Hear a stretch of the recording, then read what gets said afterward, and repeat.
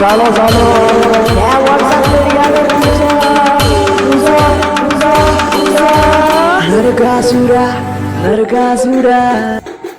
Welcome to my YouTube channel.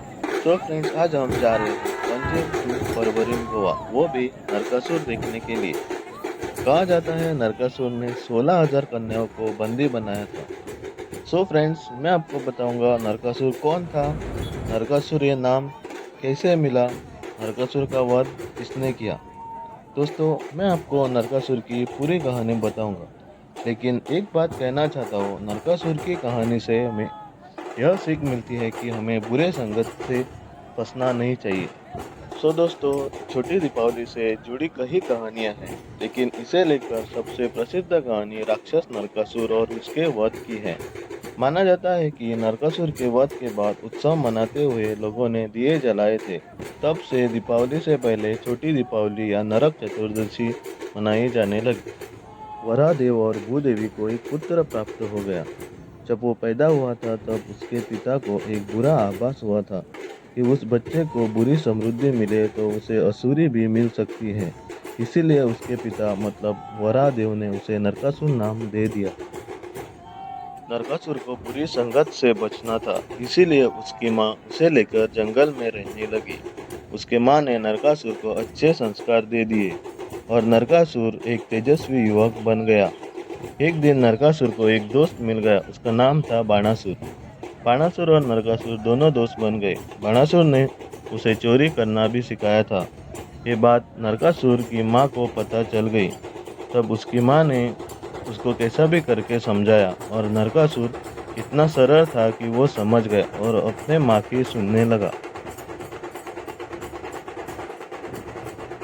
Narakasura Shri Hari Narayan का तप करने लगा और बहुत साल तक उसकी तपस्या में लीन होने के कारण उसे नारायण प्रकट हो गए।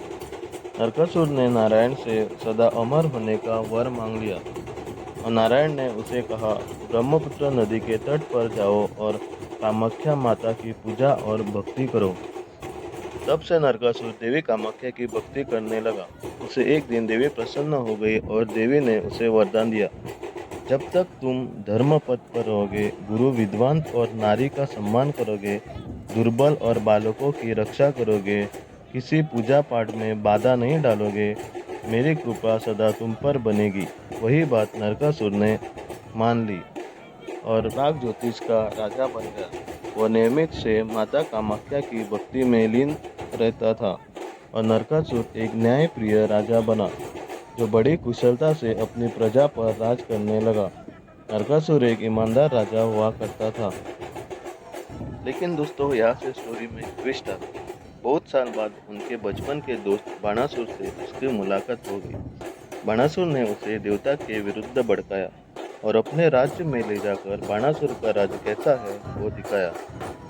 वहाँ गया तो नरकासुर लड़कियों को देखकर मोहक हो गया। तब से बाणासुर की दोस्ती और गहरी होती गई। तब से नरकासुर सबके विरुद्ध जाने लगा, ऋषि का यज्ञ भंग करने लगा, देवताओं के पीछे पड़ने लगा, देवताओं को बंदी बनाने लगा और कहा जाता है 16,000 कन्याओं को बंदी बना के रखा था। उसे तो अमर होने का वरदान था, पर जीत तो सच्चाई की होती है। अंत में श्री कृष्ण और वसुदामा ने मिलकर नरकासुर का वध किया।